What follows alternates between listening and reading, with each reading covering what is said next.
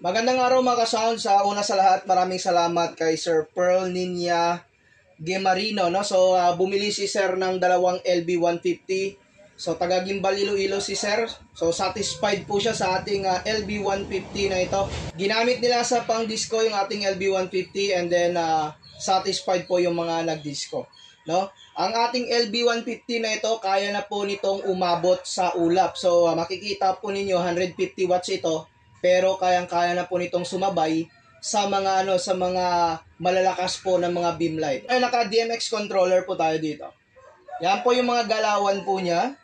So yung kanyang tilt, up and down, yung kanyang pan, yung kanyang right and left.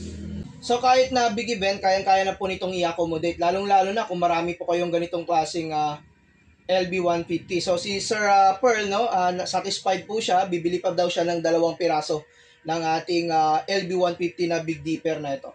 So with prism na po ito, may mga design na po siya, may mga patterns na po siya ng ilaw.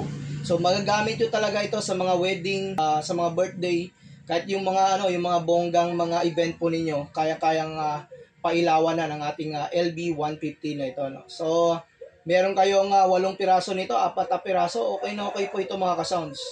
So ganito po yung kanyang galawan. Naka-connect ako sa DMX controller. Ayan. Lakas ng ilaw po niyan. So yan, makikita po ninyo.